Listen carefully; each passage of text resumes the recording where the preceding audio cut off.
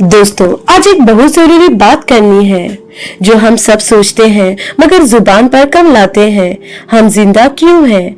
देखिए, हम सब भाग रहे हैं, राइट? सुबह उठो, ऑफिस जाओ, बच्चों को स्कूल भेजो, बिल्स भरो और रात को थक कर सो जाओ। ये सब चलता रहता है। हम छोटी छोटी चीजों को अपना मकसद बना लेते हैं, जैसे कि प्रमोशन मिल जाए या नई गाड़ी आ जाए। और जब वो मिल जाता है तो दिल में एक अजीब सा खालीपन रहता है। लगता है बस यही था क्या? ये खालीपन हमें बताता है कि हमने अपनी बैटरी गलत जगह पर चार्ज की है। हमने एक छोटे से गोल को अपनी पूरी जिंदगी का मकसद समझ लिया। इस्लाम इस कंफ्यूजन को खत्म करता है और हमें एक क्रिस्टल क्लियर जवाब देता है। ये जवाब कुरान में है, सूरा अज़रियात में, जहां अल्लाह साफ साफ कहता है, मैंने जिन इंसानों को बस इसलिए पैदा किया है कि वो मेरी इबादत करें। बस आपकी पूरी जिंदगी का मकसद इस एक लाइन में है, इबादत। मगर रुकिए, इबादत का मतलब सिर्फ नमाज, रोजा या हज नहीं है। अगर आप सिर्फ इतना समझते हैं तो आप अपनी जिंदगी को बहुत छोटा कर रहे हैं। इबादत का असली मतलब है अल्लाह की गुलामी या अल्लाह के लिए जीना।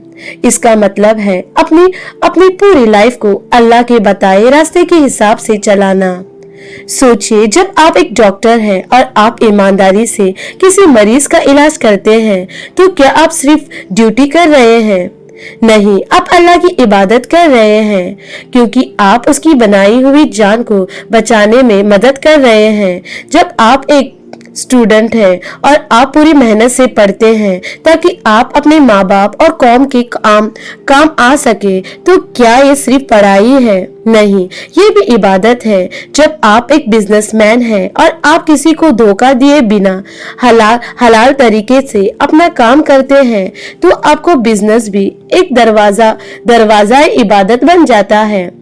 यहाँ तक कि अगर आप अपनी फैमिली के साथ प्यार और अच्छे अखलाक से पेश आते हैं या आप थकान मिटाने के लिए इस नियत से सोते हैं कि सुबह उठकर फजर की नमाज मिस ना हो जाए, तो वो सोना भी अल्लाह की नजर में नेकी बन जाता है। ये कॉन्सेप्ट हमें तौहीद से जोड़ता है। तौहीद सिर्फ ये मानना नहीं है कि अल्लाह एक है, इसका मतलब है कि अल्लाह ही अपनी जिंदगी का एकलौता सेंटर है। जब आपका मकसद एक हो जाता है कि मुझे अल्लाह को खुश करना है, तो बाकी सारे मकसद, पैसा, लोग क्या कहेंगे, फेम, अपना आप साइडलाइन हो जाते हैं। और जब सेंटर पॉइंट क्लियर होता है तो भटकना कम हो जाता है, आपको दिशा मिल जाती है।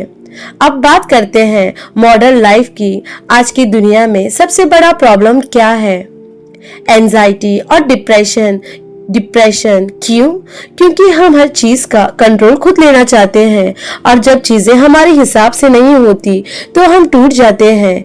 इबादत हमें सुकून देती है। जब आप अपनी जिंदगी अल्लाह को सौंपते हैं, यानी उसकी इबादत करते हैं, तो आप कह रहे होते हैं, या अल्लाह, मैं अपनी कोशिश कर रही हूँ मगर रिजल्ट तेरे हाथ में है। ये एहसास आपको एक बेमिसाल तवक्कुल देता है।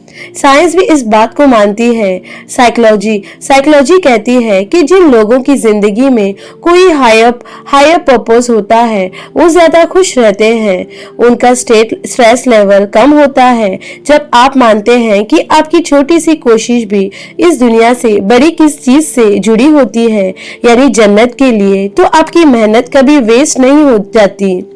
तो अब क्या करें? ये तो थियरी हो गई। प्रैक्टिकल क्या है? नंबर 1, नियत को बदलो। Change your intention.